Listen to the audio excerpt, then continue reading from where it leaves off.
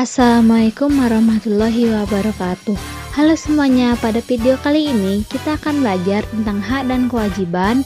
Tema 6, subtema 1, pembelajaran 3, 4, dan 6. Untuk mata kuliah, pengembangan pembelajaran PKN SD dengan dosen pengampu Andri Valen, Magister Pendidikan. Sebelumnya, perkenalkan saya Natania Alfitri, NPM 5021194 dari kelas 5E, Prodi PGSD. Simak videonya sampai selesai ya.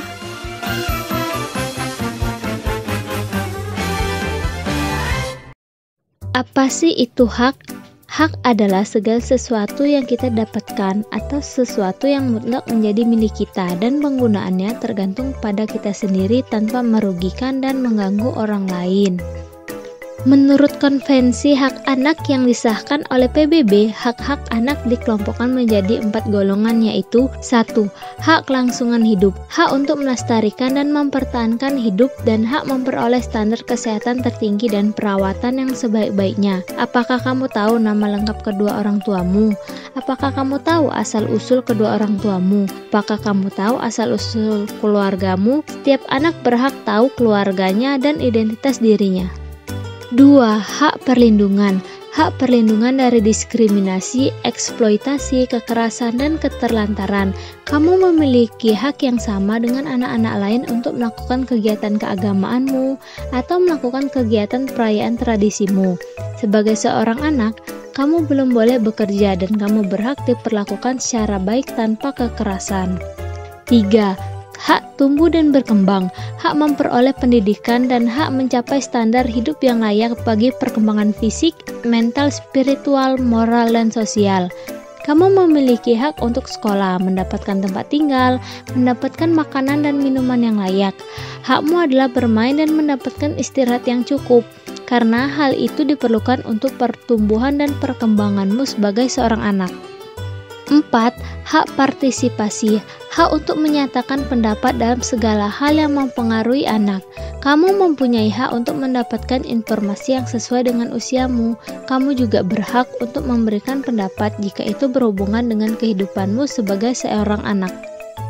Selanjutnya, menurut Peraturan Pemerintah Nomor 28 Tahun 1990, yang dimaksud hak-hak siswa adalah hak untuk 1. Mendapat perlakuan sesuai minat, bakat, dan kemampuan. 2. Memperoleh pendidikan agama sesuai dengan agama yang dianutnya. 3. Mengikuti program pendidikan yang bersangkutan atas dasar pendidikan berkelanjutan. 4. Mendapat bantuan fasilitas belajar, beasiswa, atau bantuan lain sesuai dengan persyaratan yang diberlakukan. 5. Pindah ke sekolah yang sejajar atau tingkat yang lebih tinggi, sesuai dengan persyaratan penerimaan siswa pada sekolah yang hendak dimasukinya. 6. Memperoleh penilaian hasil belajarnya. 7. Menyelesaikan program pendidikan lebih awal dari waktu yang ditentukan. Dan 8. Mendapat layanan khusus bila mana menyandang cacat. Adapun hak siswa di sekolah, yaitu mendapat perlakuan yang adil dan baik, menggunakan fasilitas yang sudah disediakan sekolah, mendapatkan waktu istirahat, mendapatkan kasih sayang dari guru dan warga sekolah lainnya, mendapatkan kenyamanan saat belajar di sekolah, mengikuti pemilihan atau dipilih menjadi ketua kelas, mendapat perhatian dari guru, mendapat kesempatan oleh guru saat mengangkat tangan ketika ingin bertanya. Berikutnya hak anak di rumah, yaitu mendapat kasih sayang dan perhatian dari orang tua, terpenuhinya kebutuhan pokok seperti sandang, pangan, dan papan, serta mendapat pelajaran hidup dan bimbingan belajar dari orang tua.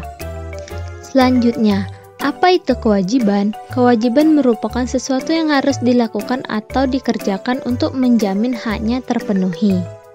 Adapun kewajiban siswa di sekolah, menaati peraturan dan tata tertib di sekolah, menjaga kebersihan kelas atau sekolah, saling menghargai dan menghormati antar guru dan teman, membayar administrasi atau iuran sekolah, datang ke sekolah tepat waktu, mengikuti kegiatan belajar dengan baik, dan mengikuti kegiatan yang sekolah selenggarakan seperti upacara bendera. Kewajiban anak di rumah, yaitu membantu pekerjaan rumah seperti mencuci piring dan menyapu, menjaga nama baik keluarga, dan merawat diri sendiri. Selanjutnya, warga negara. Warga negara merupakan orang-orang yang menjadi bagian dari suatu penduduk yang menjadi unsur negara atau anggota negara. Sedangkan warga negara Indonesia adalah orang-orang bangsa Indonesia asli dan orang-orang bangsa lain yang disahkan dengan undang-undang sebagai warga negara.